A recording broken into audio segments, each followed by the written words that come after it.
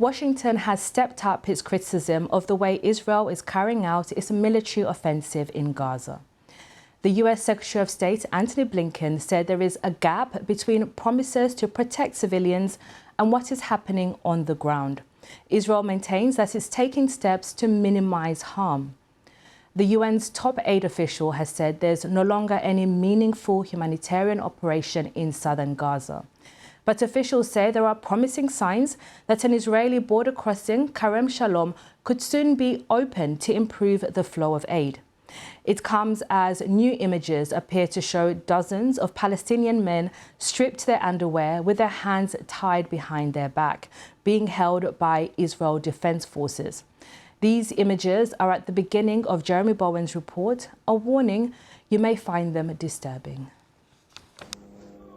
Video emerged this afternoon of Palestinian men taken for interrogation.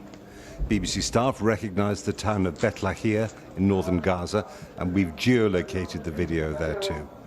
Palestinian diplomats said these were savage images, evoking humanity's darkest times. The Israeli army said only that suspects were being interrogated. Posts on social media said the men had been sheltering with their families at a UN school and that others were killed during the Israeli raid. In this photo, the men have been moved to another location which we have not been able to verify. One of the captives, Dia Al-Khalout, is a journalist. He was forced to leave his disabled daughter, according to the newspaper he works for in London. Earlier at Israel's parliament, a prominent government supporter told me that only Israeli forces can control Gaza, not the independent Palestine the Americans want. I think that when we talk about two-state solutions, we are using three words and three lies. It's not two, it's not a state, and it's definitely not a solution. So what's the answer? An everlasting occupation? First, occupation is not the word. One cannot occupy its own land. Israel is not an occupier in Israel because that's the land of Israel. So what about Gaza? Again, that's the land of Israel? Land of Israel, you cannot be occupying it. We're not occupying it from anyone. In Gaza, civilians are lost in the rubble of Israeli strikes. So far, the world is not close to controlling the powerful, chaotic forces unleashed by this war. The UN Secretary General, saying international peace and security is in jeopardy, is demanding an immediate ceasefire. A Palestinian leader told me that the US and UK must not veto the next ceasefire resolution. The United States of America and Britain now has the key. If they oppose a resolution about immediate ceasefire, they will not be complicit only with this aggression. They will be a participant in these war crimes. They have to approve the ceasefire immediately because what is at stake is the life of 2.3 million people now. Half of them are children. Without a political solution, this conflict will go on when, if, Israel declares victory in Gaza. The war will not have a neat ending. Two opposing forces are at work here. On the one hand, pressure for a ceasefire. On the other, the determination of the Americans and the British to give Israel the time it needs to achieve its objectives. And one Western diplomat I talked to was thinking about perhaps another month. Now, the UN Secretary General wants to hurry that process up by putting pressure on them and also shaming them into taking action sooner. As Gaza's food queues get longer, the UN says it cannot run a dependable humanitarian operation. With hungry people jumping warehouse fences, Israel says world peace requires Gaza's liberation from Hamas, and that will take force. Jeremy Bowen, BBC News, Jerusalem. Well, earlier we mentioned that the US Secretary of State Antony Blinken issued a new warning to Israel about a gap between intent and results to protect civilians in Gaza. Here's what he had to say. As we stand here almost a week into this campaign in the South after the end of the humanitarian pause, it is imperative, it remains imperative that Israel put a premium on civilian protection. And there does remain a gap between exactly what I said when I was there, the intent to protect civilians, and the actual results that we're seeing on the ground. Well, we can go live now to our Gaza correspondent, Rushdie Abu-Alouf, who's currently in Istanbul. Rushdie, just bring us up to date. What are we hearing about the fighting that's been happening overnight in Gaza? The fighting has been intensified in two different areas. The first one is in the north. It's Jabalia refugee camp. It's the biggest refugee camp in the entire of Gaza Strip out of 8 camps. Jabalia is the biggest, about 250,000 people used to live in the camp.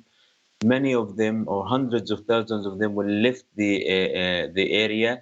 But according to the local authority run by Hamas, there about 100,000 people are still in the camp. Most of them now, they live in UN and government school. They are taking the UN school as shelter. The humanitarian situation is really very serious in the north, since none of the aid that come from Egypt into Gaza Strip is reaching the north, because the Israeli tanks, we understand from sources there, are surrounding the camp from the 4 direction. The access in and out of the camp is completely shut. All of the hospitals inside the camp are out of service, except very small clinic run by the Palestinian Red Crescent. And we just heard from a journalist who was one of the very few remaining inside the camp. He said that for about 3 hours there was very heavy bombardment around the camp and in the camp city center.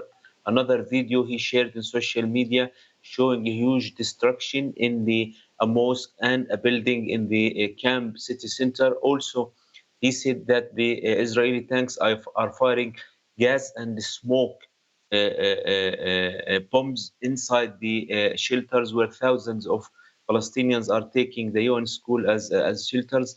Again, the communication with the northern Gaza is almost impossible, and very few people who still having Israeli SIM cards are able to send some of the picture, but it's very hard to verify some of the footage that been sent, and some of the information are getting from the camp. But it seems that the situation is very tense in Jabalia camp. This morning also about 4 or 5 airstrikes in Khan Yunis. Khan Yunis is the second biggest city in the southern part of Gaza, where also the Israeli tanks are advancing towards the Khan Yunis city from east and from north. We understand that there was some movement for the tanks on the northern part of Khan Yunis, and also the humanitarian situation is also very difficult in Khan Yunis, with hundreds of thousands of people are taking Khan Yunis as a shelter. Back before the ceasefire, they were told by the Israeli army to leave their homes in the north and go to Khan Yunis. And now the focus of the Israeli operation is in Khan Yunis. So very confusing for the people. They don't know where to go. Some of them, they went to the western part, and some of them, they are now far south in Rafah city near the border with Egypt. Thank you very much, Rushdie Abu-Alouf, our Gaza correspondent, who's now in Istanbul. Thank you for joining us. Well, we can go live to Jerusalem and our correspondent there, Yolande Nell. Yolande, thank you for joining us.